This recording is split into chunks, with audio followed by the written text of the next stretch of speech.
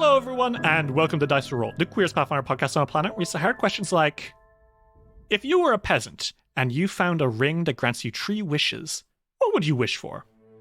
Big booty bitches. Okay. So much money. Okay.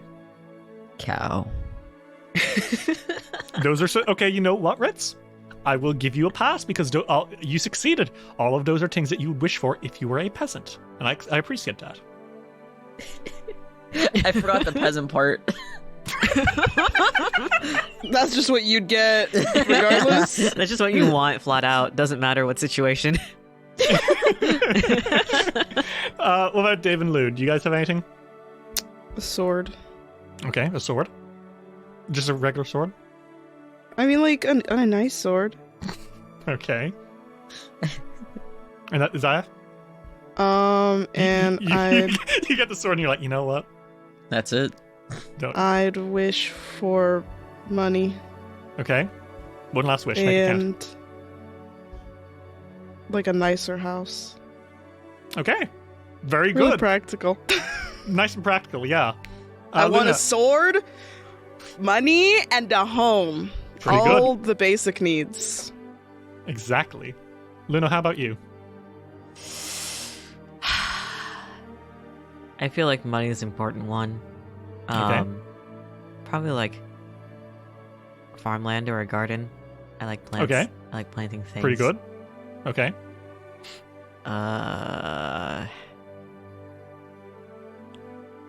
The blood of my enemies. Okay. Who are your enemies as a peasant? Those fuckers down the road. They stole my fucking sheep The and now rich. they'll die. The rich. Corrupt monarchy. So you're like, The landowner. wait, but didn't you just wish for money? Didn't you just wish for money? Oh no. Oh, no. Luna, you Enough opened to yourself get to a by. classic. I wouldn't be like. You've opened yourself up to a classic genie's trick. Luna, You are rich people now. you're rich people now. I'm not my You own didn't enemy specify- though. That's true. Ah, you reverse tricked the genie. Sorry, I just really like the idea of a peasant going like, that fucking asshole Steve down the lane. I need you to put a pox upon his bloodline right now. Old Jebediah is a cheating whore son, and he stole my donkey. Kill him. Deeply funny. I Would be love like- peasant drama. For me, it would have been, by the way, pretty similar to you, Luna. It would have been health for my family, wealth and prosperity, and death to the nation of Isgard. Everyone in Isgard just dies indiscriminately. Women, Great. children, don't matter. Bruh. Oh my god. Even the horses? Even the horses. I just want to see what geopolitical Fuck drama that. it would cause. Just for fun. Because you're bored. You're just doing this for experimentation. Brother. I want to see how this affects the economy. The economy? There will be no economy. There's no fucking people. No one really Gary, cares that much about I'm- Isgard, though. Derry, Okay, I'm that's almost true. glad that you didn't become a scientist. I'm glad that you didn't go into chemistry. Okay. Hey, your wish is not that different to mine. Would we like I mean, to play fair some... enough, but I'm... Would we like At to least play there's some Pathfinder? personal history with Luna's. Yours is indiscriminate. Yeah, Yours- but isn't that kind of better? No. It's not cold-blooded. It's just clinical. No, it's Bruh. fucking not. It is cold-blooded. I think you don't know what that word means. Would we like to play some Pathfinder? Yes, for the love of God. Okay. So, when we last left our adventurers in the Abomination vaults, Fiore, Ulrich, and Silk ventured deeper into the strange ruins in the fog fen. They traipsed through rubble to find a massive sinkhole, which appeared to be hiding a set of stairs down below.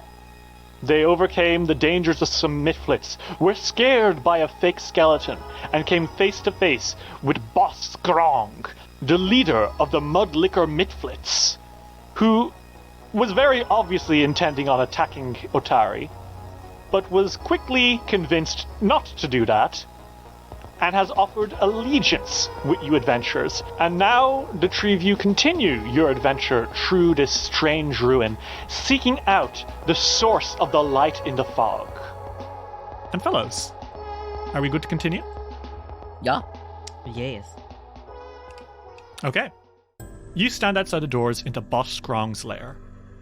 That awful skeleton statue stands watch as you make your way back into the sinkhole room, preparing to investigate deeper into the dungeon.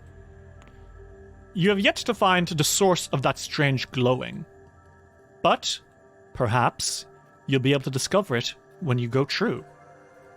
Gang, what do you do? I will also say, Ulrich, you're a little bit injured. You did get smashed into a wall by Silk earlier. Yeah. They close those doors behind them, and Silk is like, "No, really. Before we move on, can I please patch you up?"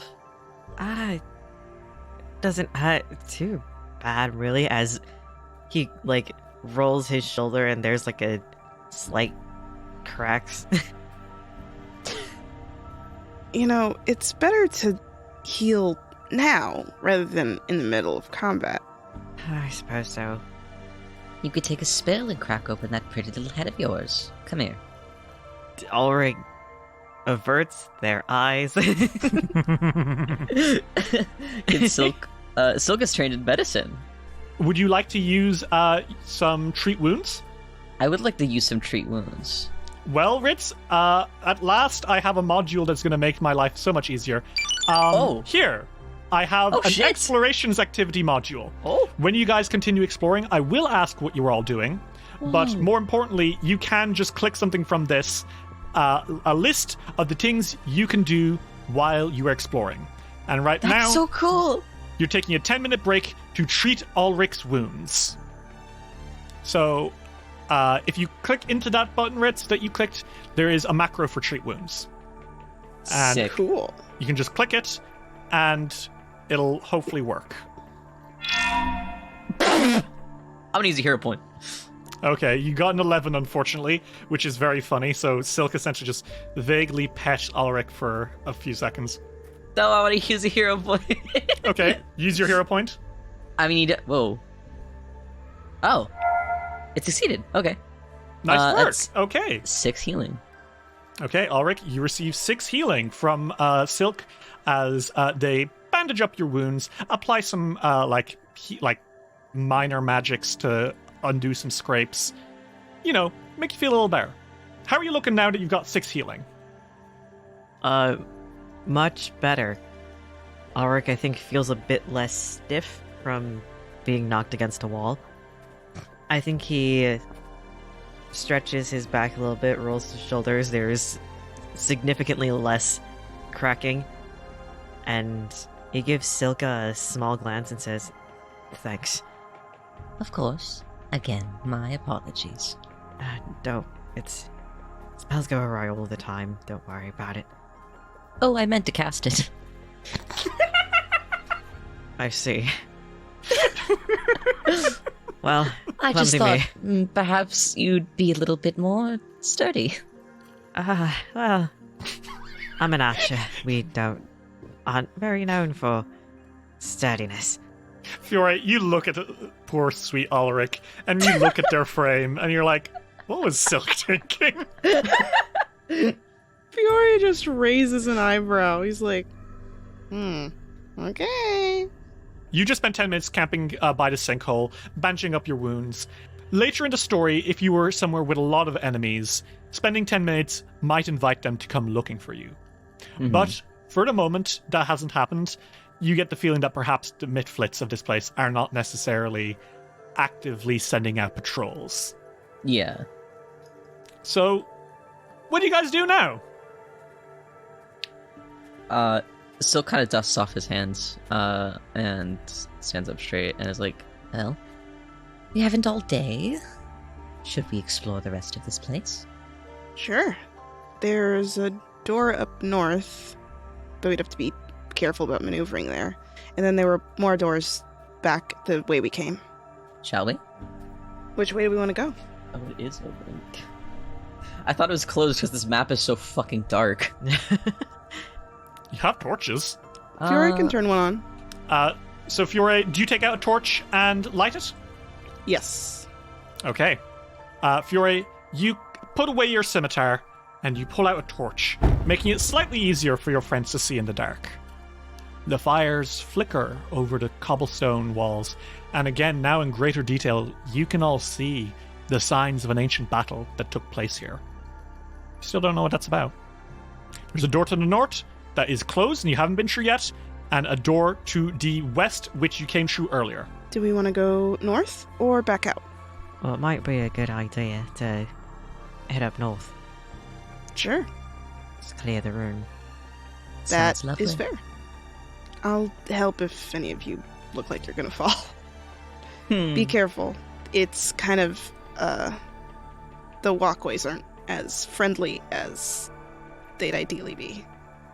Okay, do you guys follow Fiore? Yeah. Yep. Now I ask another question. Fellas, this is a rule that we've been playing Pathfinder for 5 years, and it's a rule I've always ignored because it's not convenient. But there are things you can do in exploration mode, and I have a module for it, so I'm going to start doing it. Fellas, Oh, fuck yeah. what do you do during your exploration? Oh god. Oh. Would identify magic work for the magic shit on like the top of this room? On the walls? Yeah, on the walls. Now, isn't that an interesting one? I know it's not like active magic, but it's traces of it. Fiore is just gathering information. Why? Because he fucking loves this. He's having the best day of his life, okay? He's having the day ever. He's like, yay! And he skips around. I'd like to scout, I think. Okay, so you're gonna like kind of be at the front, watching for danger. Mm-hmm. He's definitely at the front. So that means that everyone in the party will have a +1 to your initiative at the start of the next encounter. Ooh. So you are scouting, Fiore. Silk, you wanted to identify magic? Yes, sir. I will allow it. I'm not sure. Okay. I think you might have to usually stop for this and like spend time checking, but I think this whole place has signs of this, so I will definitely allow you to identify magic as you're kind of like tracing your hands over the walls and checking stuff out. Fucking sick. And Ulrich, what are you going to do? I think Ulrich is curious about the fight that went on here, and they're investigating. Okay. So I think I will give you a different... Rather, what I'll give Silk the magic effects, and I think I'll give you the practical effects as you're kind of all walking through. So, Silk and Ulrich, I need both of you to make me a secret arcana, or in your case, Ulrich, you could do bardic lore, as you guys kind of start tromping through the dungeon, as Fiore is at the front of the group, kind of like keeping an eye out for danger. Okay? You both rolled. Silk, what I'll give you as you're checking this place out is that this was high level magic. Oof. Like the size of the burns and the acid and whatever, these were not just spells thrown around by some mitflits. Mm-hmm. These were spells thrown around by incredibly powerful adventurers. Interesting. And I think Ulrich, with your bardic lore check, it all clicks into place. I think you know where you are. Yeah? Ancient heroes? Signs of a mighty battle outside Otari? Wait, is this... The signs of a hole in the ground that swallowed up someone, maybe? Oh... And I think, Ulrich, you realize that this is no ordinary ruin. As you run your hand over the scars in the wall, you realize that you stand in the Gauntlet, the site of the final battle of the Rose Guard. The heroes of Otari. Oh my god. Fiore, on the other hand, is having a great time looking like monsters? Monsters? Any monsters? La la la la la. He's literally just having a good time. This is insane. Oh? Isn't it? No. No, really, we're standing where the Rose God fought. What?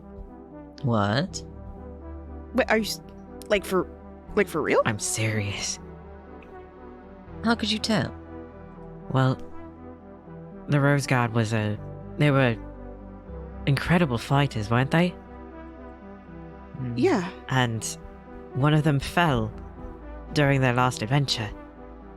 And the town nearby that they found was named after him. Ah. This is where he fell. This was the room that they dealt the killing blow to the sorceress. And just before she too died, she took one of them down with her. How morbid. Let's make sure we don't also fall in. Noted. As much as I'd love to have a town named after me, too, I don't think I'd like to follow in that kind of direction.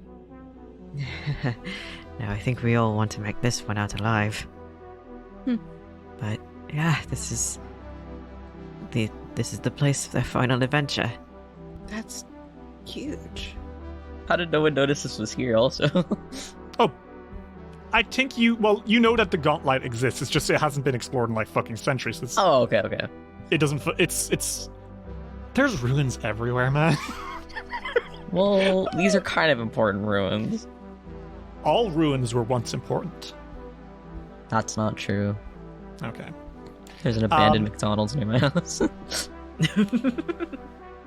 Do you guys keep moving? Make your way out of here? Away from this rocky grave of Otari Ilvanesh, whose skeleton lies somewhere in the rocks? I don't like that. Yeah. You want to keep moving? Mhm. Yeah. Okay. You continue making your way through this now slightly less dark building.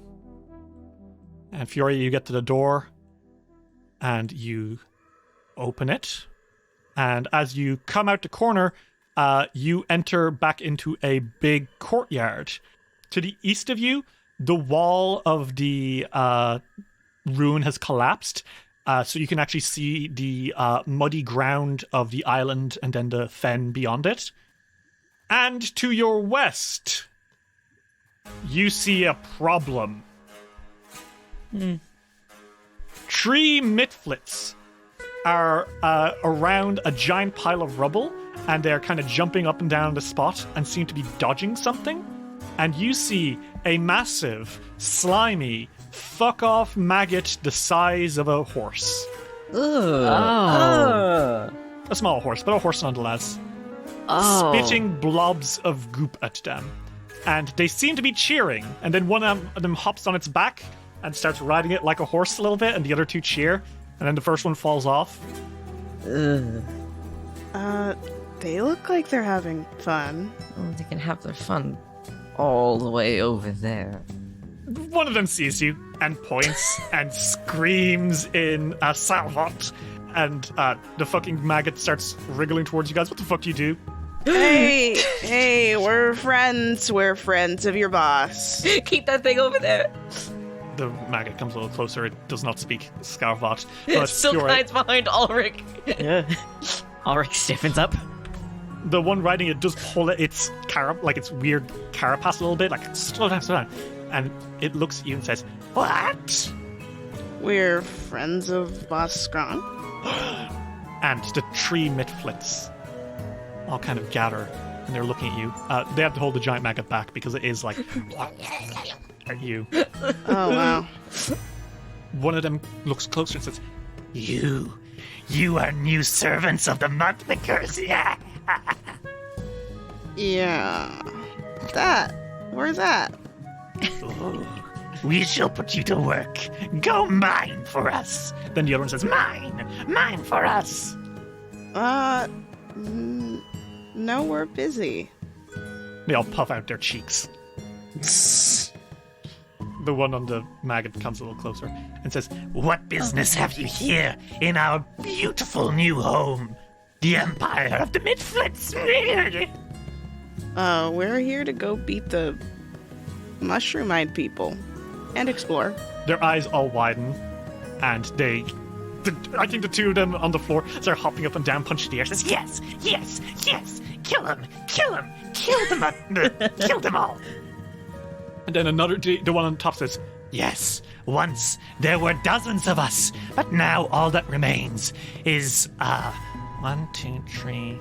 and there's a tree in the sinkhole, and then there's 2 with Boss Scrong, so that's at least 3. And then there was the tree at the front. Sweating. There were dozens of us before. Now there are only us. Did the mushroom-eyed man kill most of you? They all look at each other, and they're like, no. Oh. A lot of us got eaten by our maggots. That sounds dangerous. Why do you still have them? Because he's big! He's a big maggot! Says the one on top of the maggot. We play games with the maggot. We play games like Dodge the Glob. You never That play sounds Dodge well the and Glob? good until it eats you. It is our pet. The maggot will grow up big and strong into a giant fly. And we play games with it. Dodge the Glob. Unfortunately, sometimes we do not succeed. Unfortunately. Yes, most unfortunate. But when you come and you return the Midfoot Empire to its rightful owners, the Mudlickers will reign supreme once more, and the bad, nasty, hideous mushroomite men will have to leave forever. Well, we're glad to help. And one says, If you need guidance around the floors, you may ask us, but come not too close towards our new best friend. he hugs the fucking maggot. Oh, you don't have to worry about that. So what do you guys do? Silk is definitely kind of tugging at Ulrich and Fiore, like, probably in, this direction over here, like a northeast door. He so badly wants to be away from this giant maggot. Well, we're gonna keep exploring. Are there any monsters that we should be careful about nearby? And they point at the northeast door. Well, we keep our pet in there. You're kidding. Like your maggot buddy? No. That's why we keep the scorpion. Noted. It's okay. We'll keep him away from you. There's more stuff beyond that, but we don't really know. Strange place, make head hurt. Oh, this is fantastic. Thank you. What about that door? Silk points to the next one that isn't where the big-ass scorpion is. It's just to the north. Well, that's the way deeper into the dungeon. Oh? It is from there whence we came. A path that leads below the keep. And behind you? Oh, that door to the northwest? Yes, the door to the northwest. Oh, that's the way upstairs. Upstairs. Oh, To the tower. We don't like going there. It's where the big ghost lives. There's a ghost? Yeah, the one that glows at night and scares everyone. that's the light. Well, the objective is finding the light, so we could probably just go upstairs and explore the rest after that, or we could just explore right now. I don't know. Well, I'd rather be in an area where they do not have giant maggots running about. That's fair. That's fair. If you'll excuse us. They kind of back off, and they hiss a little bit, and the maggot looks so fucking hungry. God. Well, thanks. Silk makes it a point to not be anywhere near it as they go to the door to the west. You guys come up to a set of doors. Hope that can open. Well, it won't open. It seems to be stuck. Is it like a lock, or is it literally stuck? It seems to be stuck. You could try force it open if you wanted, Fiore. Yeah, I think he's gonna try and force it open. He's like, I'm gonna try this, okay? Like, any sort of motions, like he's gonna use his shoulder to... Don't hurt yourself. I'm sturdy. Do you want to make me a athletics check? Yep. That was almost a 20. I'll have you know. Well, it wasn't. It was a 10. Fiore, you against the door, but it doesn't open immediately. Do you want to try again? Yeah, sure. 23. Okay. The first time you shoulder bang into it, Fiore, but it doesn't open. So you pull up, you steady yourself, and you shoulder bang again, and this time the door slams open. Ah! And He like bangs it open. He like stumbles forward a little bit. well, Oh. yeah.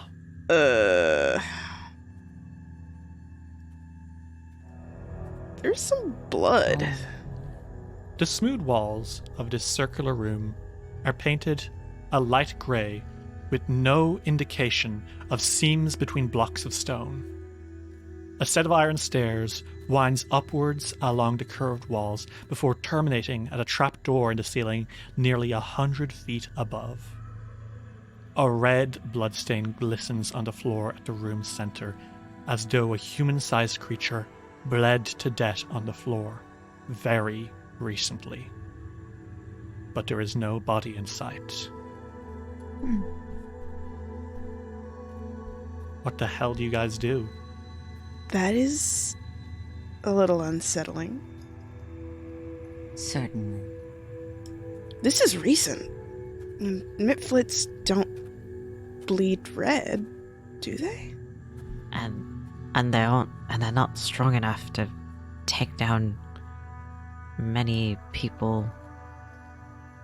Would you guys like to look a little closer? Yes. Yeah, please. Okay. Make me a perception check, everyone. Ulrich, you see something? Mm-hmm. The blood ripples. Stay back. And the way you look at it, you realize it isn't just a splatter of blood on the floor. It seems to be the top of a really deep, like a really deep pool. What? And you can try to figure it out more if you want with, good old bardic lore or occultism, your choice. But that is what you were immediately experiencing. It's like, oh, shit. Holy shit.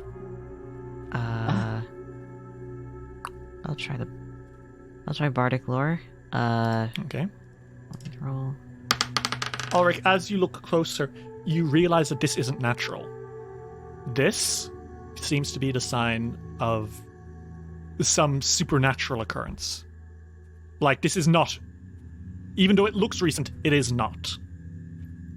This is more likely the visible sign of a haunt. I think Ghost wasn't too far off from the description of things happening here. Oh. This looks recent, but it's not. This is a haunt. Oh. Sorry, I haven't dealt with that many ghosts. When you live in Otari, you kind of don't. How do we deal with it? Well, I guess the first step would be figure out exactly what happened here. It's pretty Other good. than the fight with the Rose God. Hmm. Is there more in this room that would like hint as to what else happened or how this haunt can be cleansed? You could make me a religion check to see if you can figure out what's up with haunt. Where's my religion? Okay. This goes for all of you. Oh Okay. my god, you want me... Oh, religion. No way. So, Fiore, you're not entirely sure. He hasn't dealt with ghosts that much before. Silk, what I'll give you is that you feel that this is probably something extremely dangerous at night. Haunts are strongest at night, in the dark. So coming back here at night would reveal the truth. Okay. Ulrich, you don't necessarily agree. Upon closer inspection, you get the distinct feeling that this is less of a dangerous haunt and more a, I suppose, an imprint. It doesn't manifest any further beyond this blood red ripple. Right? Okay. It could be, or it might be nothing. So one of you succeeded and one of you crit failed, but it's either really dangerous at night or never dangerous at all. The two of you disagree on the exacts. What time is it outside? Right now, I mean, what time did you leave home at? They left very early in the morning. Yeah, this was the first thing that they did. Yeah. So it's a 20-minute walk into the fog fan, and I think you maybe spent maybe half an hour so far, maybe actually closer probably to an hour between talking to Boss Grong and investigating and healing wounds. Okay. I think Silk lets out like a sigh of relief after taking like a closer look at it, and he's like, Well, that gives us a lot of time to investigate before this thing becomes dangerous. Dangerous? You think it'll be dangerous when it falls tonight? Absolutely. Look at it. It's a pool of blood. Well, you're not wrong. It does look ominous. Could also be an imprint, though. Could be just a sign of the hunt. Perhaps, but I get a bad feeling that it's not entirely safe.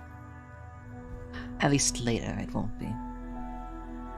Well, then, keep an eye on the sun then, when we can see it, and we'll try not to be in this room or here too late, if anything. Fair. So, what do you guys do? There is a door out of this place, but this is very obviously the lighthouse that you saw. The Epinomis Gauntlet, the tower that was built by the evil sorceress 500 years ago. they came here to investigate the lighthouse specifically, so they might as well go upstairs. That's true. So you guys keep moving. You climb up that 100 feet of rickety old stairs, and you get to the top of the lighthouse. Rows of metal bars encase this circular chamber like a cage. Shimmering waves of force flicker between the bars and give the illusion that softly glowing glass encases this entire area. The floor to the north has an iron trapdoor from which you just emerged. Otherwise, this room appears empty, save for a human-sized encasement of glass and iron that flickers and glows with unsettling, almost nauseating pale blue shimmer. The Gauntlet's lantern. Quest updated. Oh shit.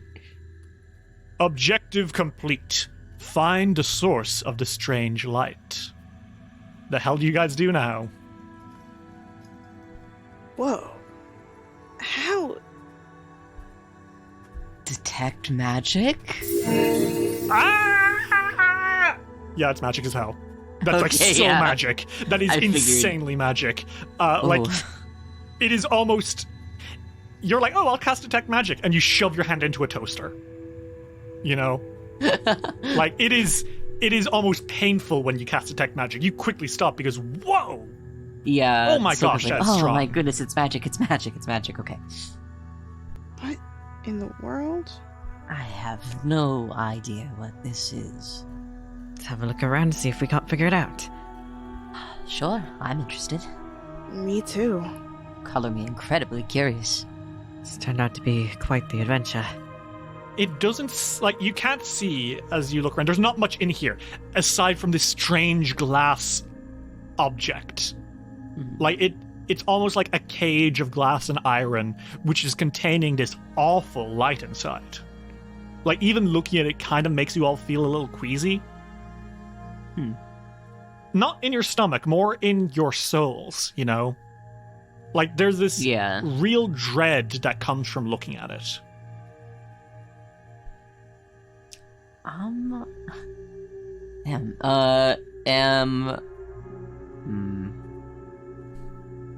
gonna guess I cannot recognize this magic. You can fucking try. Can I? I have my background feat recognize Oh, spell. Recognize spell? Yeah. I will allow you to try. Yeah, I'll let I you don't think try. it's gonna work. Make me an Arcana check. Recognize spell is usually to figure out immediately as a reaction what a spell does as it's being cast. Mm-hmm. Silk, you take a good, hard look at this, and you are yourself something of an expert of magic. You have literally no idea. This is so beyond you, and you have a feeling it would be beyond even the greatest scholars of magic. Huh. I definitely cannot identify what this is. So we will have to do some context work. So there's nothing else in this room. I mean, you have a great view of the rest of the ruins. You can, certainly look off the side and see what's around.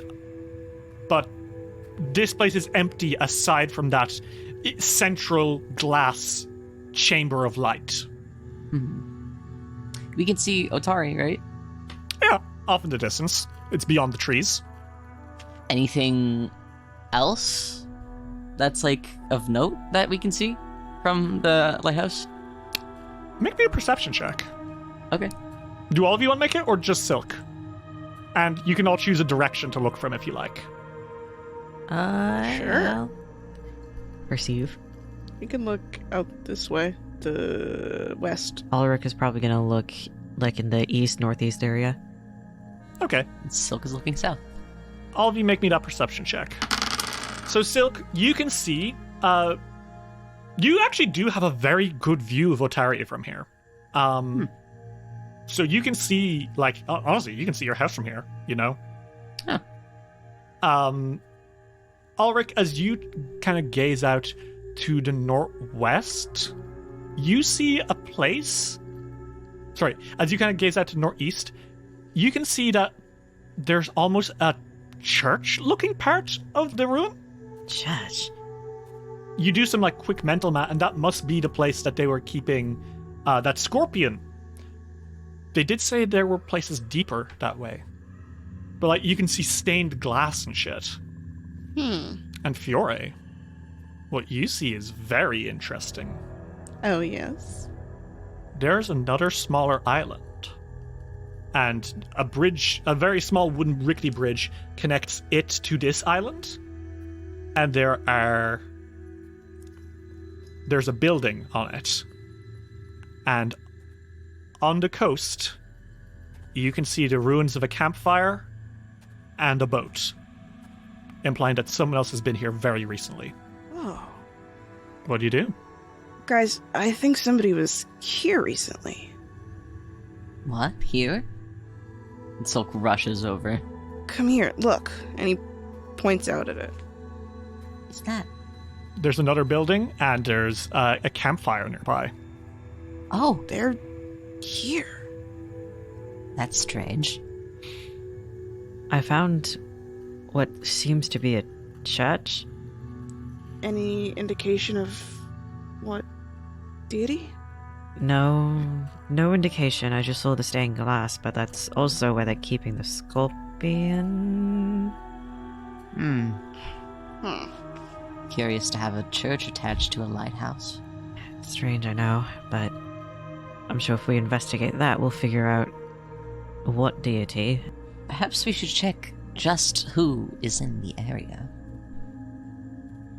Whoever is here first, they might have some answers. Exactly. Well, let's find our mystery person. I can probably help track, if it's still fresh. Clues may be around where they were, so I'm sure you'll come very in handy. So, do you guys want to head down? Yeah. Yep. Okay. You guys make your way back down those rickety stairs, and you go past the awful bloodstain, and there is, like I said, a door outside to the west, which would take you towards this place. Perfect.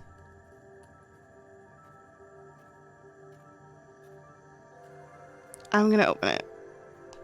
I'll keep an eye on the floor and everywhere else to see if there are any fresh tracks. In that case, Ulrich, are you changing your exploration activity? Alright, I'll change it to search then. Okay, so you are seeking meticulously for hidden doors, concealed hazards, and so on. So I will basically secretly roll if you're getting close to a clue that you might not notice. And if you do see it, suddenly you'll be like, oh wait, what's that? Okay. So Ulrich, you are keeping an eye out. Silk, do you want to do anything new while you're exploring? Look pretty. Okay, that's fine. You can do that. Silk also keeps an eye out with Ulrich. Okay, you're searching as well? Yeah. Okay, the two of you keep an eye out as Fiore continues leading you into danger. Fiore, are you scouting? Yeah, I think he's still scouting. Okay, Fiore, you're keeping an eye out. Ulrich and Silk, the two of you, are a little more careful. As you guys leave the tower, you can see that nearby, to the north, there is a wooden bridge which leads to a building on a small island off the coast of the main building. But there is also a ruined boathouse, which appears to be where the campfire was. Building to the west, maybe? That's the one with the camp? Yep, that's right. Do you want to check out the ruined boathouse? Sure. Yeah. Okay. You guys make your way around. Whoop. And what you see is the southern portion of this stone-walled building has collapsed into rubble, exposing what remains of a boathouse to the elements. The shelves and boats within have decayed into heaps of rot and moss. But the remains of a relatively fresh campfire smolder faintly. Ulrich, would you like to roll me a survival check to see if you can figure out much about how this campfire is looking? Yeah. Ulrich, you take a look, and to you, it seems like this campfire is maybe a few days old. Seems like the fire's been here for a few days. Well, they could be gone, couldn't they? It's possible. Well, they might have left, but somebody was here. And this place is huge, actually. It's a swampy area, so maybe there's some tracks somewhere. And Ulrich searches for tracks, any leftover evidence of anyone being there, lost equipment, things like that. Okay, well, I want you to make me a perception check, please. Okay. Yeah, you spend some time, I think 10 minutes, investigating the area. And it's not in the boathouse itself that you find something, but out on its pier. Okay. Much of this wooden pier has collapsed into the swamp, leaving about 10 feet of moldy, soggy boards slumped against ancient wood pilings. But the rowboat tied to the piling looks much more recently built. Okay, well, the boat's recent. He kind of yells out to the others. Oh. And there's something inside the boat that catches your eye. Okay. Inside the boat is a stash of pastries. What? Shaped like little fish. Ulrich looks and squints and looks again to make sure he's not hallucinating or something. Did you find something? He grabs one and sniffs it and goes, "It's pastries?" Whoa. Pastries. Yeah, and Ulrich tosses one to Silk and Fiore each. Oh. It's a wonder if he fucking catches it. Fiore definitely catches his. I want everyone to now make me a society check. And Fiore, you have a +2 to this check. Oh. Oh. Fiore, You recognize these cakes. Uh-huh. Smoked salmon in a fish-shaped doughy exterior. There's only one place in Otari where such a thing is sold. And you grimace a bit because you're holding a treat from the Crook's Nook. You all know about the Crook's Nook. How could you not? Uh-huh. It's one of the most important establishments in Otari. It serves several purposes in town. It's a large wooden structure which functions as a bridge over the Osprey River. It's a cheap place to lodge. And it's a tavern known equally for its seafood and the thieves and scoundrels that frequent it. Oh. The owner is the lanky Yanyizmera, a human woman who's one of the town's most prominent business owners, and, coincidentally, the head of the Osprey Club, Otari's Thieves Guild. Yanyizmera is loyal to Otari and rarely permits her thieves to target locals, although outsiders are considered fair game. Fiore, we've talked about this. You're not very fond of the Osprey Club. That's true. You're a cause of justice champion, a paladin. You don't like cheats and scoundrels, and you are holding the contraband of one. What are they doing here? And more importantly, where are they? Fiore looks at the pastry and is like, this is from the Crook's Nook. Really? Yeah, Did one of the thieves come here? I think so, but why? What do they have to do here? Perhaps they were seeing if they could steal anything. I don't know. I'm not a crook. Good to know. I can't imagine they found anything good. Think maybe the other building would have more answers. Because with this hole, we know at least 1 or 2 people are probably here. Yeah. Well, let's keep looking. He squints his eyes. I wonder if they actually know where they step foot on. Fiore is eating the pastry, by the way. Oh, it's several days. It's several days out of date. Does that matter? Oh, he's eating it anyway? Yeah. Hello? Fiore, it is fish in this thing? Well, did you say it was smoked? Yes. Oh, that's Then it's preserved, yeah.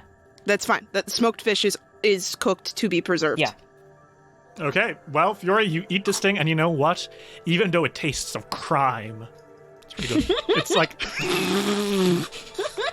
as much as you hate the taste of crime and villainy, there's a reason that the Crook's Nook is a popular tavern. Like they have good The salmon seafood. taste wins out. Yeah, the salmon taste does overpower the taste of evil. That's true. Salmon is a good fish. Do you guys make your way up north? Yes. I think as they're walking, Ulrich is sneaking like a couple bites of one. Again, it's pretty fucking good. Silk, do you take one? It's not to Silk's taste. That's fine. Silk isn't a big fish fan. You guys make your way up over the bridge? Yeah. Yeah. A low wooden bridge spans a watery gap between the larger island and the smaller one. A single-story building sits amid the thick reeds growing on the smaller island. As you approach the doors, you go to open them, Fiore. They're stuck. Oh man. Are you still holding your torch, by the way? Or what do you do? Yeah. I mean, he's been holding it. Okay. Well, the doors are stuck. Do you want to try shove it open? Yeah, I think he's gonna shoulder charging it. Okay. Fiore, let's see if you can get through. I need you to make me an athletics roll. Here we are. 18. Yep, easy peasy. Fiore, pow! You shoulder charge those doors open.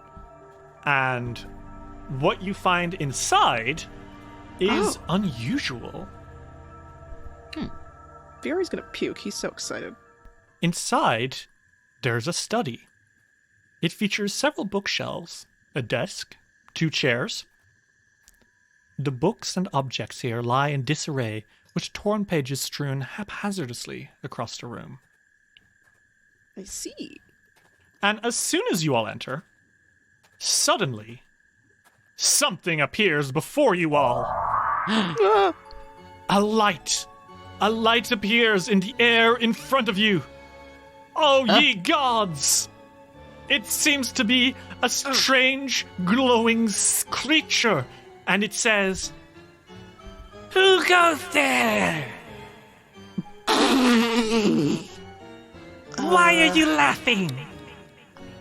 Who goes there? It's not a character. What's wrong? Hi. I'm Fiore. I didn't ask who you were. Yes, you did. What? Yeah, You said just who did. goes there. That's what... No. Yeah. The You- main Fiore goes question is who? You. I am a wispy ghost named Spooky Wisp. It's nice to meet you. That's your name? Doom upon you, doom! For questioning Spooky Wisp. What are you laughing at? I'm I a just find very you charming. No. I'm a very scary ghost. Oh, you're horrifying. Hey, real fast. Ulrich and Silk, would you guys like to roll me a magic check of some sort? Sure. Do occultism. Okay. The two of you recognize very quickly. Like, you two shoot at each other all look like, yes, you fucking seen us? That's not a spooky ghost. It's someone casting Figment, which is a cantrip which makes illusory sounds and images. But it is indeed a cantrip. Like, this is nothing.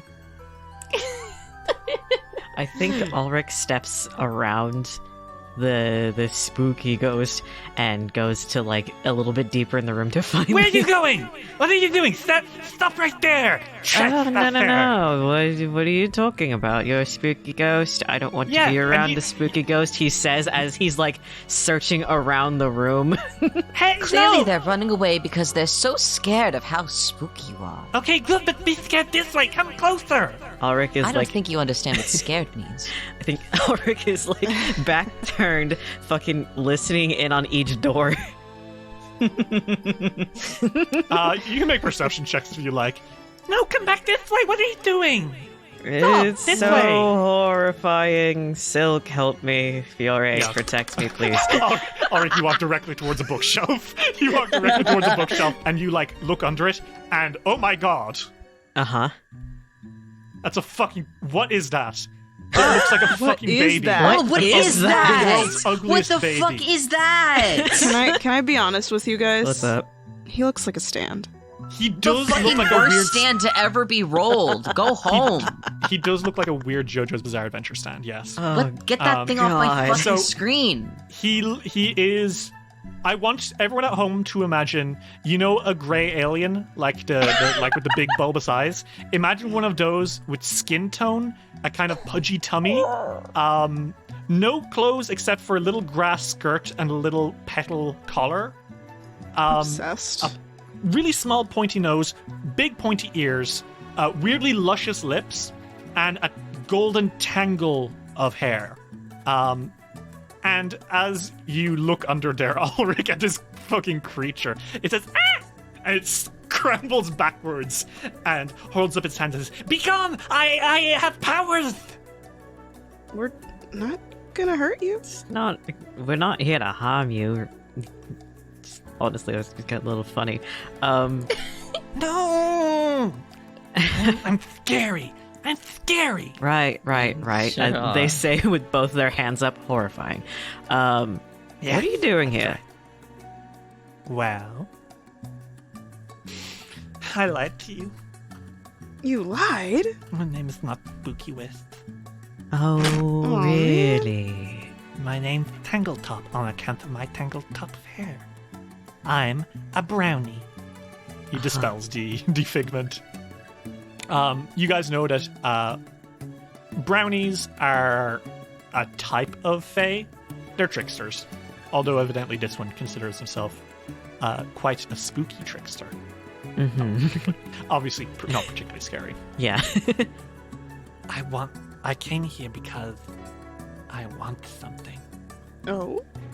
Over there, and he points off towards, there's a door to the west, and it says, deeper over there. There's a thing, the shiny. I want the shiny. And why do you want the shiny? It's shiny! That's Yeah. your motivation? Yes. I have to agree with him there. It's What? pretty good motivation as any. But I'm a little scared of the thing in the room. It makes weird noises. So I don't want to... I'm trying to find a plan to get the shiny without going into the room. I've tried Good. thinking about it really, really hard, but it's not really worked. Hold on now, the thing in the room? Yeah, there's the mean thing with the faith. Can you tell us more about that? Any other No- very specific descriptors? Scary. Okay. That's great. Spooky. I want you to imagine Ulrich slab squatting on the fucking ground to get to this thing's level, and his head is just like his head is just like hanging. He's like, okay. I will say this thing is like 2 feet tall, tops. Tiny. Ulrich's like Add speed to it. Ulrich's like almost 6 foot. Jesus Christ. But Tangletop here says, I tried really hard just thinking about it till it comes out to me, but it didn't work. So, since you're here, how about you go get the shiny, and I'll tell you a secret. A secret about what? Well, that's a secret. That's not a very good deal. Oh, it's a very good deal. It's about this plate. And Brownie's honor. Brownie's honor. Fucking Christ. It's an important, terrible secret. Well, it does sound promising. It's information, at least. Hopefully helpful. It's from all the books I've read here. There's lots of books, as you can see. And Tangletop points all the fucking books thrown everywhere. That should save us some time then. Exactly, it would take you days to get through all these books. But if you get me the shiny, then that's all good. No worries. Still kind of like bends down. For a second, it looks like that one meme, the like bimbo picking up a book.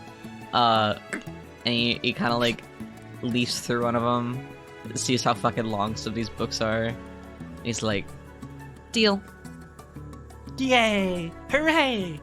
Okay, so like I said, just go deeper into the place and get me the shiny. You'll know it when you see it. It's very nice. Very nice and very shiny. Yes. Of course. Can't miss it. Get the shiny. Get the shiny and bring it back to me. Don't worry about the mean thing. It's fine.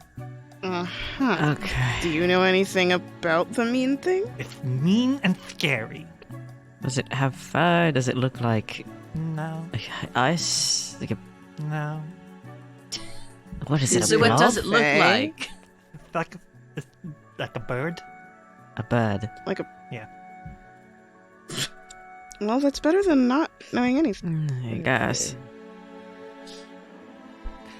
You guys get the feeling it might be an actual bird. Like just. Okay. And as Tangletop nods at you, words echo. Quest received. God. Spooky Wisps shiny. I really like that one. That's a good name. Spooky Wisp, or Tangletop as it were, really Get the wants shiny. you to get him the shiny from the room to the southwest. But is not very helpful in telling you what the shiny actually is. Better get it to him? Objectives. Get the shiny. Great. Me too, brother. Wait, what room is it? It's down deeper to the west. Okay. Alright. If Silk's under the impression that it's literally just a bird, I think that he's gonna open the fucking door. Okay. Ulrich gets up and is following behind Silk, just in case.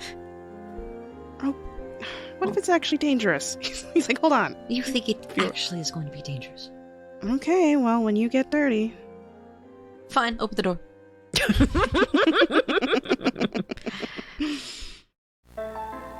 Dice Will Roll will return after these messages.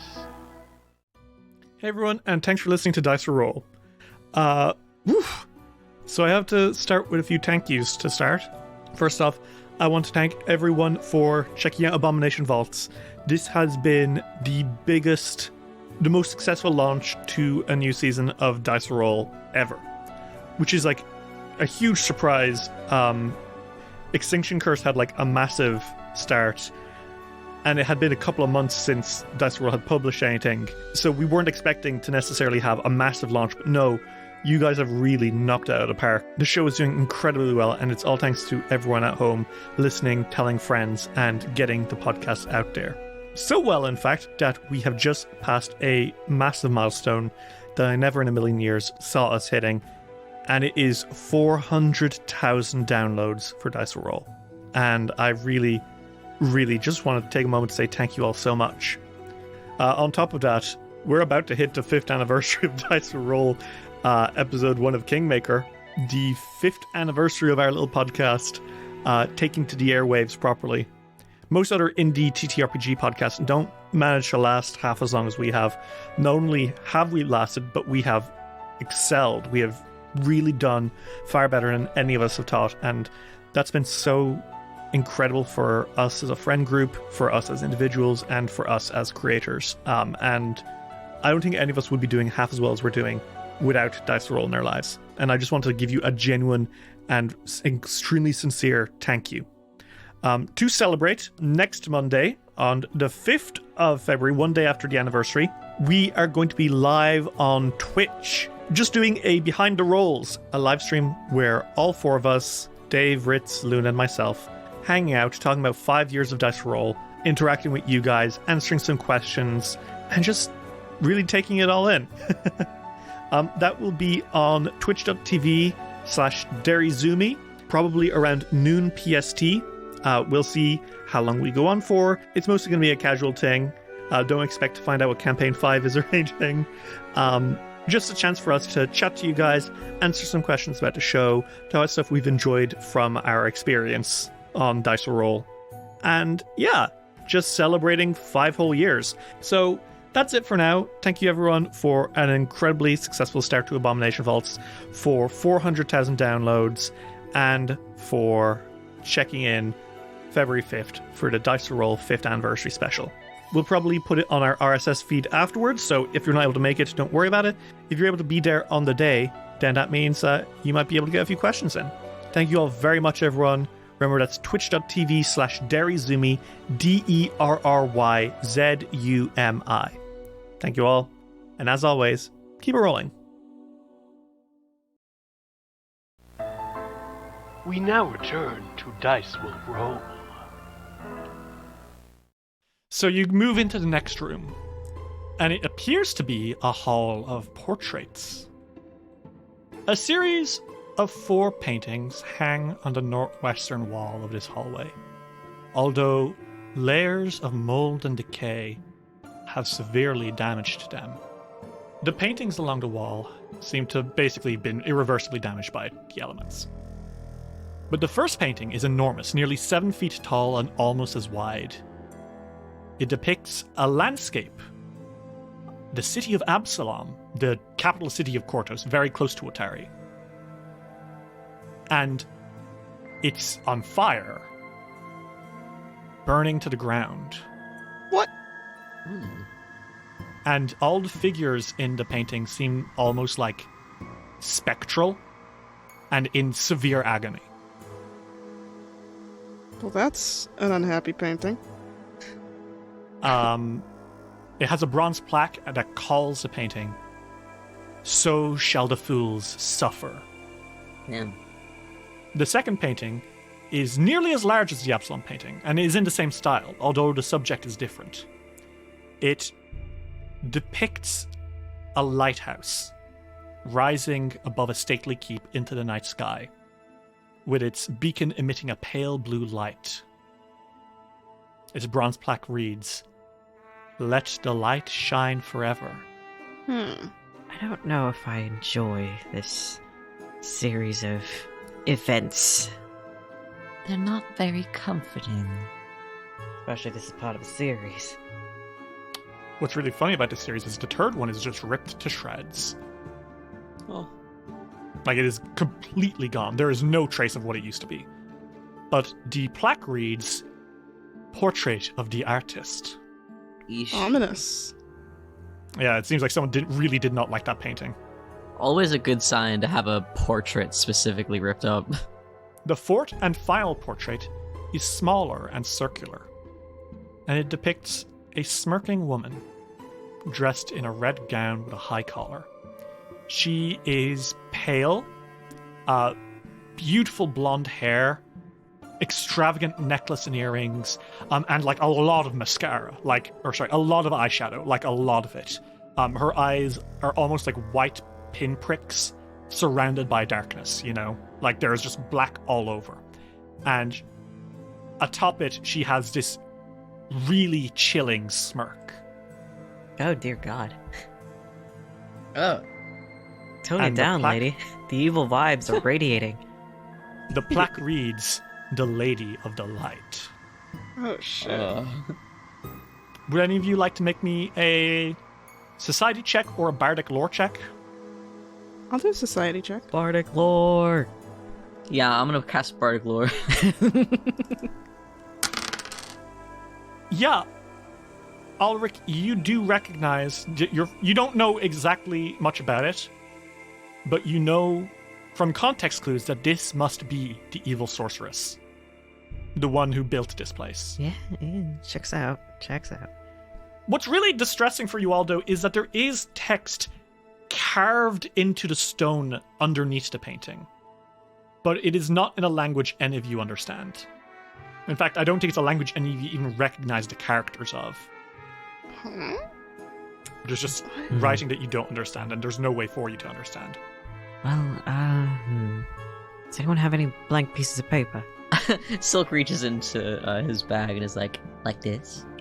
Yes. And, Ulrich also takes out a piece of chalk from, his bag, goes over the writing, and, like, with the flat end of the, with the long end of the chalk just kind of swoops over it, so that the way the writing imprints on the paper. Just in case Rin maybe has an answer in her shop, or it's not a language that any of us understand, as far as I'm aware, considering all of our faces. I think that we have a few options to figure that out. Smart. Any clue to help? Rin did ask us to investigate the entire area, That's true. and this could probably help with whatever the light is. That being said, there is another room to the south, which you assume is where the shiny must be kept. What do you guys do? Ulrich folds up the paper and safely puts it in his bag and says, "Let's see where we can get the shiny, I guess." Okay. I'm just curious as to what it is. Probably it's simple gold. Do you guys move forward? Or some sort of Yeah. gem. Yeah. You guys move, and there to the south, you find a workshop. This once elegant workshop has fallen into shambles. Soggy strings of dripping moss hang through cracks in the wooded domed roof above. Below it, a carpet of broken glass glitters dangerously. Workbenches and shelves, armatures and displays, all formerly used in crafting or repairing immense lenses for a lighthouse, they lie in ruins. Only a bejeweled spyglass sitting on a display rack near the southern wall has survived the devastation.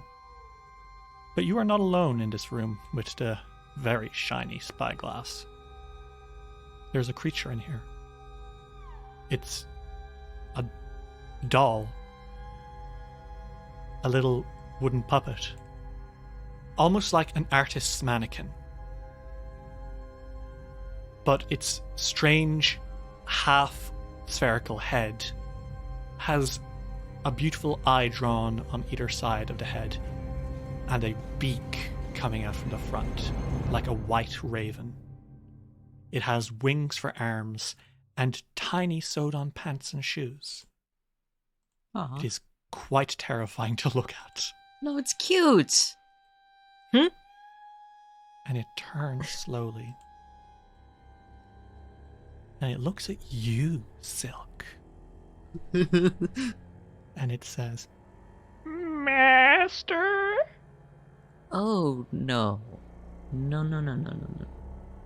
Master Azinray? Have you come back for me? Azinray.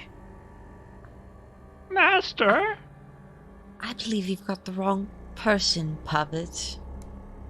You're not the master. You're not the master.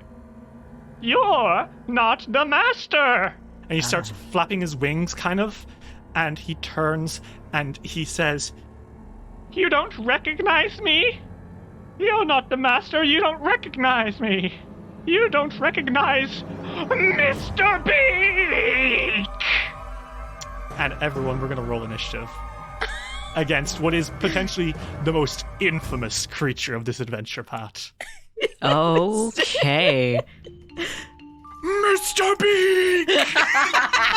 Jesus fucking Christ. So everyone, let's roll initiative, because Mr. Beak, who very famous among Abomination vaulters, I will let you all know, for being quite dangerous before he was nerfed heavily. Once upon a time, he was a TPK machine, and everyone is afraid of Mr. Beak. Okay. Why? Originally, he had the equivalent of a 6th level character's spell What? Why? for level 1 heroes. You can see why Mr. Beak is infamous. Come on, Mr. Beak! everyone add yourselves to initiative. The doll is going to go first in initiative, unfortunately. Mr. Beak is going to squawk, and he's going to fly towards you, Silk. Not fly. He does he more like hops from like up and like he jumps through the air and flaps his wings as he goes. And then as he gets there towards you, he's gonna peck into your shin. Ow. And Silk, that is going to be a 23 to hit, which is a hit. I'm sorry, is that a plus 12? Oh, why yes, Luna. It is a plus 12 to hit. And I just noticed the initiative was plus 10? Yeah, you know what, It's Luna? still this strong. Mr. Beak is gonna fucking kill us. So that's gonna be... Can I Oh, use my I haven't played Paladin in a minute. Can I actually use Retributive Strike? yeah, okay. So... Fiore, tell me, what is Retributive Strike? This is the iconic ability of a Cause of Justice champion. Well, when your ally is being attacked by a bad guy, but you can attack the bad guy attacking your friend in response.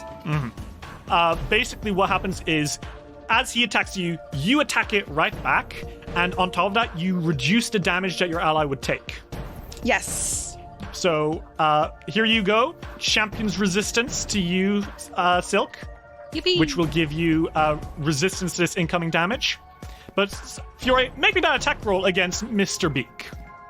27. 27 is a nice solid hit, Fiore. Slash him. 6 damage. 6 damage. Very nice, Fiore. You cut into this little puppet as he's attacking Silk, and because you use holy power to overwhelm this creature, this force at which it attacks Silk is diminished. And Silk, rather than taking 5 damage, you are going to take 1 damage. Yay. 2 plus your level, and you guys are level 2. So you only took 1 damage from this attack, which good. This is such an important question. Did Mr. Beak tear Silk's pants? No, I don't take with 1 damage. Okay, good. But you might try again. Mr. Beak shrieks, and he's going to try peck you again. And that is going to be a 23 to hit. That is another hit. And unfortunately, Fiora, you can't do anything about it this time. You've used your reaction. That is going to be 9 damage, Silk. Okay. It seems obsessed with you. Well, who wouldn't be? And I think this time it does rip through your pants. No! Silk's gonna kill himself. It's like, I give up. Silk uses his next action to die. Well, next in the order is gonna be Fiore. Fiore, this puppet is like rushing towards you. He's already badly hurt Silk. You can see that Silk got stabbed badly in the leg, is now bleeding. What the hell do? You got a torch in one hand and a scimitar in the other. Fiore is going to try to attack with his scimitar. Mm-hmm. But that is not all that happens. Mm-hmm. He's actually going to cast a spell, not of his own volition. Tell me what this looks like. What happens as you start swinging forward at this thing? Well, he's swinging forward, and it's like his sword catches on fire. Doesn't look like nice fire, actually. Oh. It looks maybe a little bit like hellfire. Black, evil, sulphurous flames erupt from your scimitar. As you surge forward, your eyes catch a light, Fiore, and they look like eclipsing suns. And you are casting Ignition. Specifically, the melee version of Ignition. Mm-hmm. Which is something that I think Ulrich and Silk, both of you know that Fiore shouldn't be able to do that. Yeah, Silk sees that. Ulrich has questions. Roll me the attack roll. 26. Fiore, the Hellfire Blade catches into Mr. Beak, and it burns badly. Roll me that damage. 10. Woo! 10 fire damage, Fiore, as you scorch him with unholy flames. And that's a lot of damage to Mr. Beak. You've got one action left, bud. What do you do? He looks horrified with himself for a second. But only for a second. And then he just continues going on. Interesting. And then I'm gonna have him, can I switch an item out? Yeah, what item are you switching out? Torch for a shield. Okay, you put away your torch, and you pull out your shield. And that's a swap action. You're able to swap one for the other, all as well. The lights go darker as Mr. Beak stumbles back, and he lets it out. You hurt me? You hurt Mr. Beak? And he is going to continue rushing. Silk, it is your turn. Fiore has heroically saved you, but also, again, the word curse floats through your head. Silk, just like Ulrich, has a lot of questions to ask after this little encounter. What the hell do? You have 3 actions. Mr. Beak is right here, and he is you are badly injured right now. Like, that hurt. Mr. Beak is gonna get what's fucking coming to him because Silk is gonna use a 3-action spell. What's the spell? It's called Force Barrage. Some may recognize this as Magic Missile. The wizard bread and butter. Okay. How does this look? How do you cast this? Silk looks down at his bleeding fucking leg with the new tear in his beautiful blue billowy pants.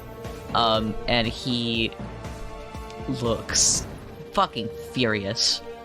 So he snatches his silver pistol from his hip, and as soon as he aims it at Mr. Beak, streaks and streaks of magical energy shoot out from it into Mr. Beak. Poor Mr. Beak. Pew, pew, pew, pew, pew, pew, pew, pew, pew. Okay, so roll me that damage. This automatically applies. You will, because you are spending 3 actions, you are shooting a whole ton of them all at once. So that's 13 damage. Woof! Really nice. You erupt these spells into Mr. Beak, who is like stumbling back a little bit, obviously quite badly hurt, but he's not down yet. As he stumbles back, he says, Why? Why did you abandon me, Master? You're not Master. You don't recognize me. You don't recognize Mr. Beak! I don't know if Silk even has anything to say. He's just mad. Ulrich, it is your turn. Woof. This is dangerous. This ting is dangerous. What do you do? Ulrich is going to heroic anthem. I think it's a mixture of his whistling and the whistle of his longbow. And again, he's like impacts and movements are all on beat. Very, very nice. How badly hurt is Silk right now? Pretty bad. Okay. Silk don't look good. Okay, then Ulrich is going to, before anything, cast Soothe on Silk. Okay, so how does this look? I think he is about to attack, but sees that Silk isn't doing so well. I think Soothe kind of pulses out of his hands as he kind of snaps to the beat. And targeting Silk, I guess he kind of glows with a sort of green aura after with every snap, and it heals. Okay, so let's see how much healing you do. 11. 11 healing. How are you looking, Silk? Good as new. Literally Perfect back up as to max always. HP. Silk, that wound on your leg immediately just heals over. You are looking great. You also have a +2 on all your mental saves for 1 minute. Thanks, Ulrich. Thanks, Ulrich. We all need an Ulrich. That's true. Ha! It's top of the order again, isn't it? It's time for Mr. Beak. Mr. Beak holds his head in his hands and starts shrieking and says, It hurts! It hurts! It hurts! I don't want to be like this! Ah! and as he calls out, that is going to be, unfortunately, once again, on you, Silk. He Imprinted is in a bad way. going to cast Phantom Pain. Uh-oh. I want you to make me a will save. But lucky you, this is a mental effect. And who just gave you a bonus to your mental saves? My good friend Ulrich. Maybe to save. Let's see, Silk. Oh, no. So a +2 to your saves can only do so well when you roll a tree. And Mr. Beak has quite the high DC. Well, it was nice playing Silk while I could. Let's see who I roll next. Well, let's see. Illusory pain racks your head, and Silk, your head is aching. So...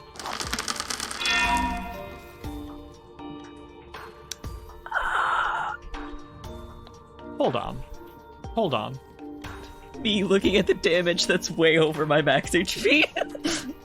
So I did roll like nearly max damage on all those dice. No, don't take it back now. Okay. It happens.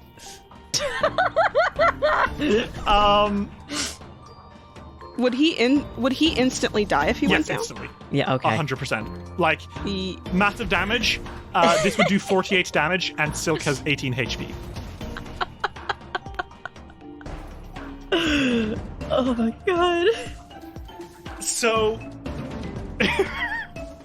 this... Hey guys, episode 3. Episode 3. In fairness, that is just sheer bad luck. Okay, 1 second. What happens on a critical failure? As a failure, but to take... Oh, hold on. No, hold on. Okay. Relax. Okay. Relax. I'm Everyone relaxed. calm down. Okay, so... I'm chilling. I'm freaking out. So that is... I did roll 24 damage, Silk. Yeah. Which would... Because I rolled basically max damage on 6d4 plus 3d4. Plus an extra 4 just from his... Yeah. Now, I was very worried this would instantly kill you with massive damage. Thankfully, on a critical failure, Silk, you don't take double damage. Oh, okay. Instead, you are... On a failure, you take full initial damage and persistent damage, and your sickened 1. Bruh. On a critical failure, you are instead sickened 2, but you don't take double damage. Okay, So- well, I can take that. You immediately, Silk, are racked with mind-numbing pain. The same pain that this entity, this doll, seems to be feeling. And immediately, you are downed. First And you down will of the be- campaign, baby! You will be taking persistent mental damage even while you're down, I believe. Alright. You are going to take 3d4 persistent mental damage, so you need to be taken care of quickly. Okay. Like, real quickly, because if you're unconscious, taking damage while you're down immediately makes you fail a recovery roll. Mm-hmm. So, someone's going to want to take care of you. Mr. Beak's turn Mr. Beak has one last action. And it exhales out. And Ulrich and Fiore, you both see Silk drop to the floor. And Mr. Beak wails and says, Terrible, terrible, terrible, terrible. and it's going to peck at you, Fiore. Okay. And that is going to be a 28 to hit. That does hit. Yeah, anyone else that would have been a crit, buddy. That's It's good true. champion armor. I love champion armor. 7 piercing damage as he beats you. Okay. Fiore, it is your turn. Silk is dying, and you can see on the floor he is like shaking and convulsing. Well, I didn't expect to do that immediately, but I will cast a spell. Yeah, which one? Fiore is gonna cast Lay on Hands, like, really quickly. Okay. So Fiore, how do you do this? It looks like he's using his tail to, like, push the hair out of Silk's face, but it's like, this time, his tail looks like it's, like, dazzling with, like, the sunlight. Ooh. Okay. It would do this to his hand if he was doing that. Mm-hmm. But he's just using his tail right now. So, Silk, you're going to restore 6 HP. And as you kind of sit up on the, in your seat, just waking up, a kind of like prism of fate surrounds you. Almost like a star-shaped dodecahedron. And that is going to give you a +2 to your AC for 1 round. Which is good. It's very good. You are just, like, coming back to consciousness on the floor, but you have the world's most splitting headache. Yeah. How are you doing, bud? Not fucking great, I'll say. Truly not the most amazing. I think probably bad is the word for it. Well, He's got like his hands on his head and he's like groaning. That was one action. Then he's going to attack. He's going to attack Mr. Beak again. okay. 27? Yep, that is going to be a hit. Roll me that damage. 6. Fiore Sunchaser, how do you defeat Mr. Beak?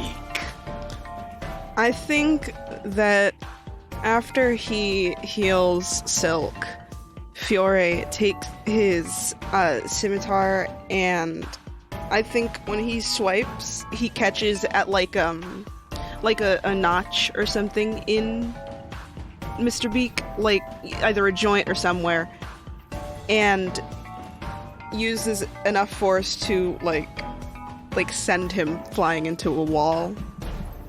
Fiore, you slash hard at Mr. Beak with such force that he goes flying into the west wall and shatters into puppet pieces with one final quack.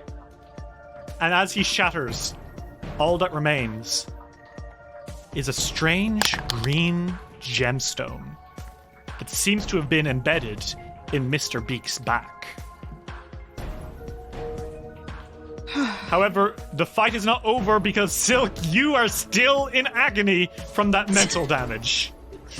It is your turn, and you are sickened too, which means you have a -2 on all your checks and DCs, and you have persistent mental damage. You, at the end of your turn, will have to make a flat check to see if you can get rid of the damage, but it is a DC 15. Okay.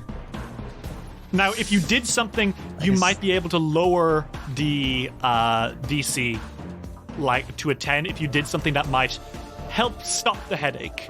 You have 3 actions. What the hell do you do? I think, yeah, he's like sitting on the ground and he literally has like the hard part of his palms like up against his temples, and he just kind of like leans his head down and kind of just he screams a little. His like hat falls off. He looks a mess. So you kind of cosplay Asuka from Evangelion for a moment.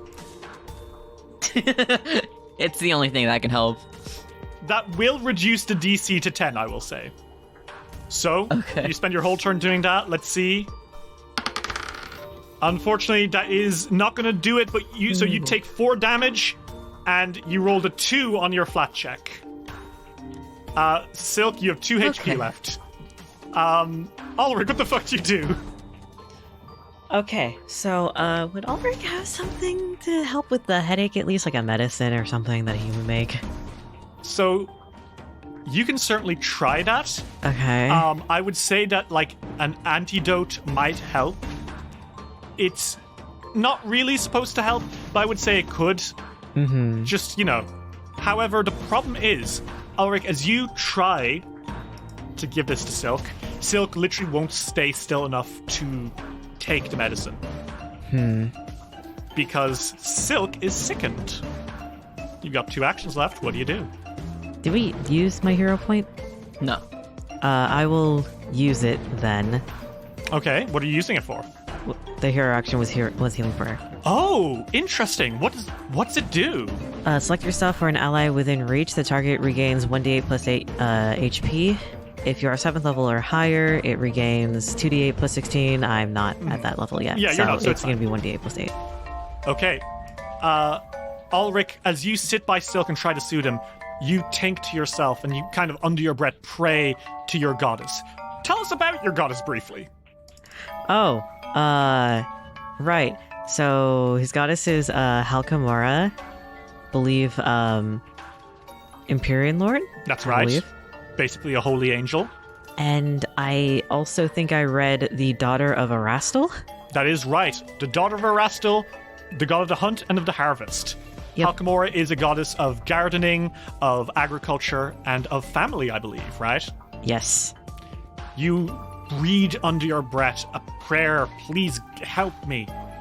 And it seems to help Silk a little bit. That's 1d8 plus 8 hit points? Yeah. Roll that for me. 12. 12 healing, Silk. Holy shit.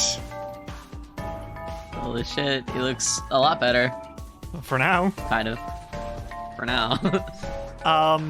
Can he also cast guidance to help with the saving throw for the headache?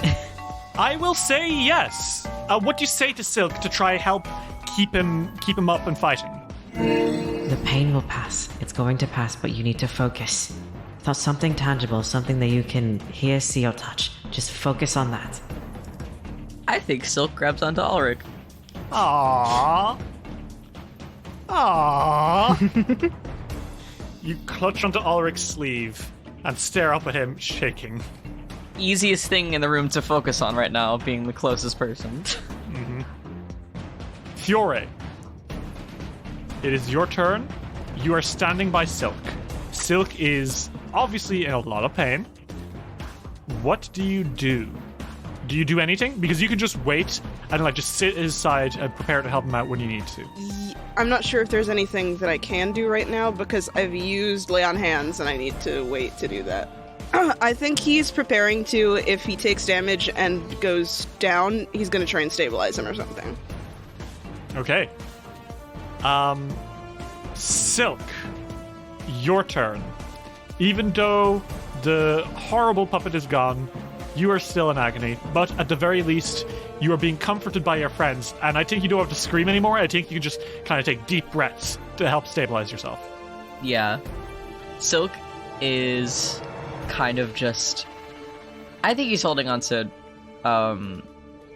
Ulrich's hand, and he's just like breathing in and out, just focusing on, hey, you're not about to die.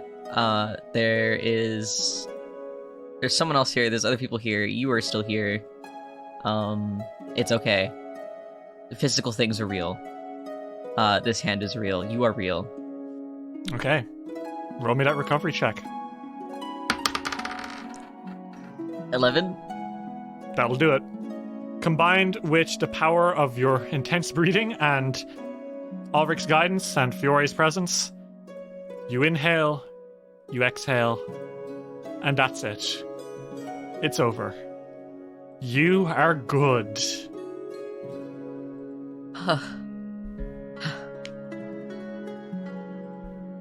Feeling better. Yes.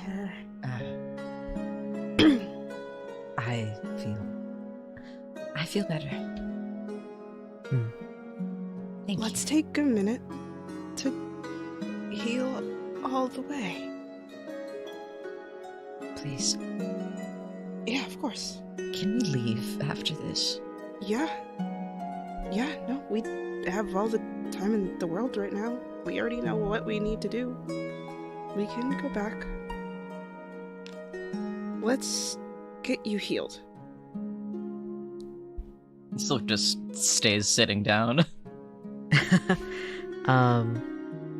I think Ulrich is using some healing bombs and bandages, fresh bandages, just to help with any cuts or bruises that are still there that he didn't heal initially.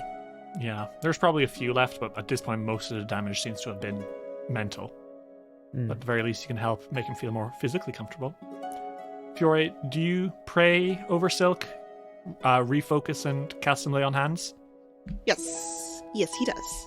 Okay. Fiore, you say a few prayers of sunlight, and eventually, after 10 minutes, Silk, you are healed back to full HP. You're good. It's all good. But this was certainly not just a nutting burger of a quest from Rin, it would seem. You're telling me. Now, what do you guys do with the stuff in this room? There is that bejeweled spyglass, which is extremely shiny. You could either keep it for yourself or trade it in for a secret with Tangletop. And there's also that mysterious gem that appeared to have been in Mr. Beaks' back. Anyone else can go get the spyglass, but I think since Silk is on the floor and it dropped right next to him, he's not swiped it, but definitely peered over and picked it up just to examine it. Would you like to make me a Arcana check to see if you can figure anything out about Mr. Beak or this gem? Sure. Okay. Seeing the gem quietly informs you of what Mr. Beak was. Mm-hmm. Because what you are holding in your hand right now is Mr. Beak's soul. Oh. Mr. Beak was apparently a soul-bound doll. An eerie mannequin imbued with a piece of a deceased mortal's soul. At some point in life, or at some point in time, Mr. Beak was a living, breathing thing. And now you hold the essence of that living, breathing thing in your hand. The real person that Mr. Beak was before probably wasn't quite as murderous and rampaging as what you just encountered. Being made into a soul-bound doll is not an exactly nice process. But yeah, that's what you've got. Interesting. I think Silk holds on to it. Okay. Ulrich and Fiore, do either of you get the shiny? Yeah, I think Fiora would pick up the shiny. Okay. I mean, it's a spyglass. It's very, very beautiful. The only thing in this room that wasn't smashed. All right. I will say, this is the last room in this island, and there was no sign of anyone from the Crook's Nook. Fiore squints. Do you guys want to make your way back out to Tangletop, give the shiny, and start heading home? Yeah. Yeah. Silk is eager to leave. Yeah, I think Ulrich was still by Silk's side, like kneeled close, and they ask, "Are you okay to stand?" Lend me a hand? Just one more time. I was gonna help you out regardless. Come on. And I think Silk smiles. he stands up, and is still holding Ulrich's hand. Yeah. Okay. Then Ulrich has a bit of a firmer grip on Silk's hand and slowly helps him up. Fiore, make a perception check. Okay. Here you go. Anyway. Anyway. Fiore, you see this. You're like,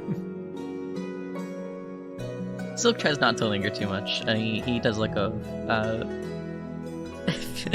Ulrich's hand. He's like, Here, you can have it back. and he kind of brushes himself off. There is like the slightest bit of pain clouds, but Ulrich does laugh and says, "Well, at the very least, we're headed back home, so you can take all the time you need to rest." don't let this cute interaction make you forget that not an hour and a half ago, Silk cast a spell to slam Ulrich into a wall.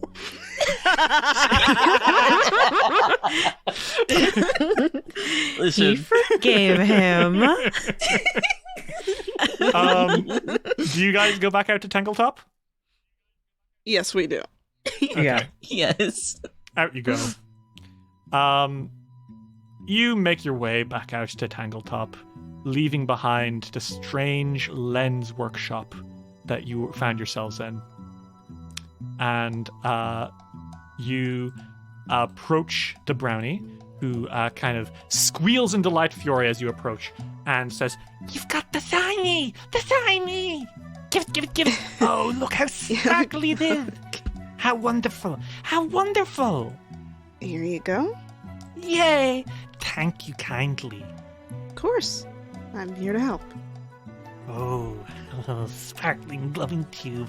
Want it, want it, want it! Woo! You do know what you can do with that, yes? No? We'll turn it the other way first. he turns it horizontally, like he's not looking.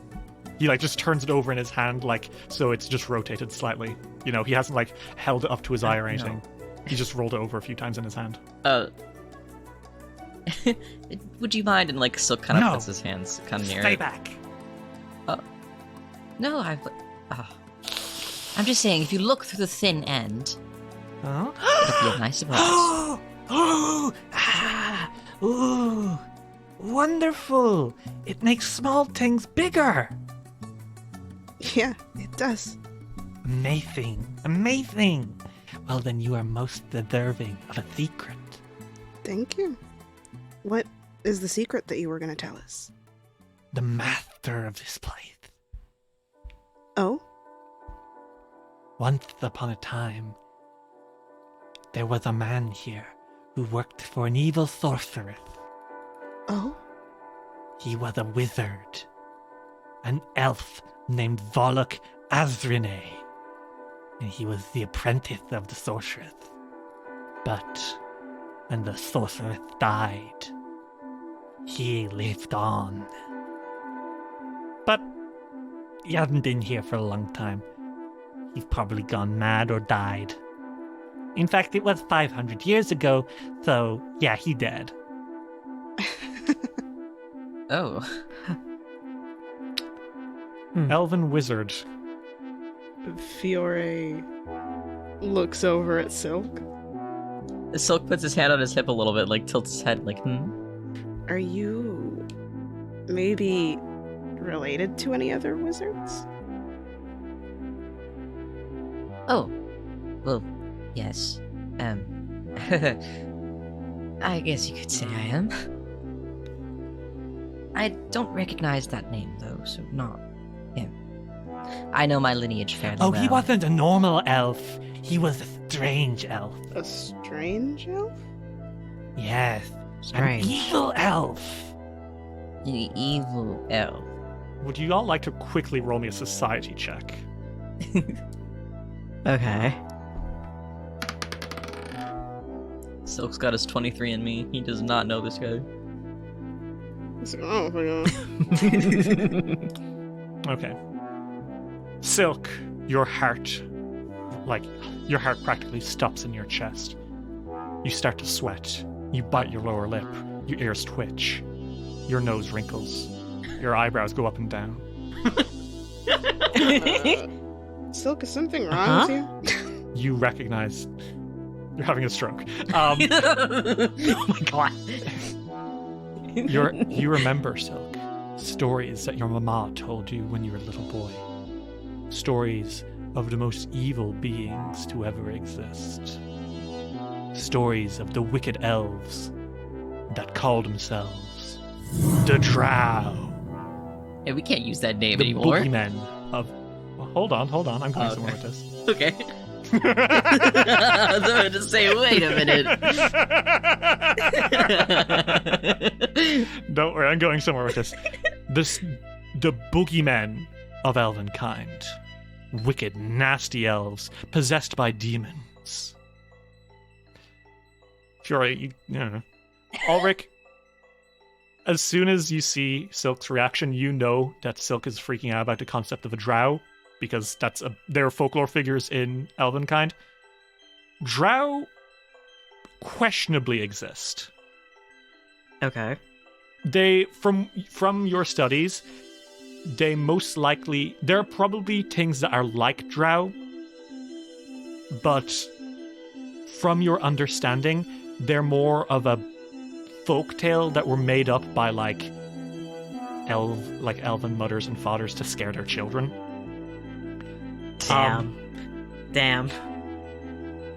In out of lore, Paizo can't use drow anymore. So the retcon was that drow maybe exist, maybe not. In certain other adventures, you might have encountered some drow, but they might have been. For example, I think drow did exist and do exist, but in very small, very rare pockets. Mm-hmm. You'd only find them extremely deep underground. Okay. The way that certain elves would have you believe is that drow are lurking around every corner behind every misdeed, but more likely than not, only a few families of drow still exist from the ages before ages. You know. Okay. By now, most drow are probably gone. Okay. Silk makes a face and he's like, You mean like drow? And Ulrich's like, oh no. Maybe. It says he was an evil elf from deep underground. That is a drow. Huh? Oh goodness, well that god is gone. A drow are evil. Ulrich's in his head is like, should someone tell him? Do I have to tell him? You already see what a fragile state he's in. Are you going to tell him? are you gonna let him down like this? Ulrich, I think, just pats Silk on the shoulder and is like, yeah, it's a very good thing that he's gone now, so I'm sure we're safe, and, like Spooky Wisp said, probably long gone. You can call me Tangled Up. It's okay. We're friends now. Okay, thank you. Thank you for that validation. And real fast, quest complete. Yippee! Shiny gotten. Does anyone else see the Dark Souls like text in their heads of shiny gotten? No, Shiny I gotten. see it. I see the fucking I see the fucking Super Mario Shine Get. That's also good. That's also very good. You have your first completed quest. Yay! It only took Silk almost dying. Worth And it. as you guys kind of, True. you know, I assume you guys tangled up, and even though you haven't finished, you haven't totally explored the ruins, after that close encounter, you probably want to just go home and touch base with Rin. Mm-hmm. Yes. Yeah. The three of you make your way out, and quest complete. Explore the ruins. You have finished A Light in the Fog. You guys pass back through the Gauntlet, unsure of whether or not you will ever return. You make your way through that blood-stained lighthouse, past the rubble with all the mitflits and the giant maggots, past doors you have yet to uncover, towards the crumbled drawbridge, which you spend an exorbitant amount of time getting past. Well, Fiora doesn't. He Yeah, waits Fiora mostly at the end of it. And you all start to leave the Gauntlet Keep. As you are limping back towards the town of Otari, what do you guys do? I think as they're walking, I assume Fiore's in the lead. Yeah. Silk, as he's kind of playing with his hair and making sure it's not tangled, he kind of clears his throat. Fiore, Yeah? you are a paladin, right? Yeah? Why do you ask? I just... How did you do that? Do what? He smiles. Paladins don't really cast spells, do they? Well, as a paladin, I can cast Lay on Hands. Of course you can do lay on hands. I don't mean that. I more meant, you made hellfire. Oh. That. I don't choose to do that. A reflex, then, or something else. Kind of. The two of you can see that Fiore, who's usually a genuine ball of sunshine, he doesn't look particularly talkative right now. I think Silk looks like he's going to say something else, but seeing Fiore just kind of shut down like that, I think stops him from going a little too far in his prodding. I think maybe that's a conversation for private. Well, the three of you quickly catch your pace up again, discarding that topic for now. Everyone's allowed to have their secrets, right? Ulrich, as you tighten your hood, Silk, you adjust your wizard's hat, and Fiore, you wipe your eyes, which glow beautiful like the sun. The three of you leave the Gauntlet, potentially never to return, though more secrets surely await you or anyone else who comes here. But enough of this. Is it not time to celebrate the history of Otari? The Founders' Festival comes tomorrow. It's time to relax. And so, you will all go home and take part in the revelry before entering Chapter 2 of Abomination Vaults, The Forgotten Dungeon.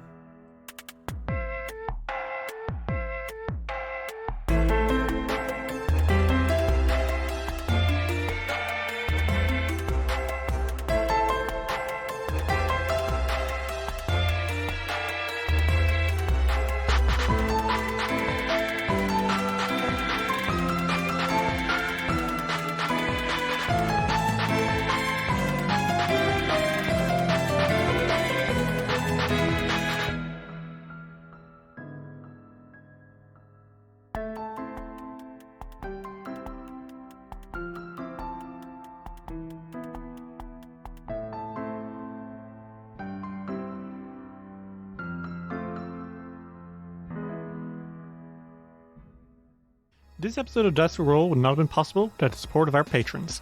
Quinlan Boss, Princess Alavi, Emily is Gay, Dexton, Meowmai, Michael Wallet, Knight the Werewolf Teacher, Ashley, Actually a Bot, Violet, Seraphine, Kyle Damon, Sol Grislobo, Phoebe Jeebies, Daisy Gilliam, Lux Rexus, Bairden Stormcrow, Sam Stryker, Tony Saunders, Mita, Areve, Belmont, Marshmallowberry, Fyric Falcon, Luis Loza, Aries, Alexander Crizzle, May Cohen, Skyly, Generally Tricked, Transgirl Trish, Bahal Punyon, Giant Catman Extraordinaire, Matthew Wilson Krasnovich, Tillin Shark, Glitch HD, Jay Snooks, Jonathan Love, G Barbera, Luke Gideon, Sarah B, Seth, Kira, Lichlope, Gizmo, Cass, Fable McElduff, Ava, Rem T Bright, Lonesome Chunk, Steph, Sean C, Natasha Lumley, Rhiannon C, Ellie, Jenna Mitchell, Kane Kendrick, Sky Evangeline, Triceratops, Anna Maria,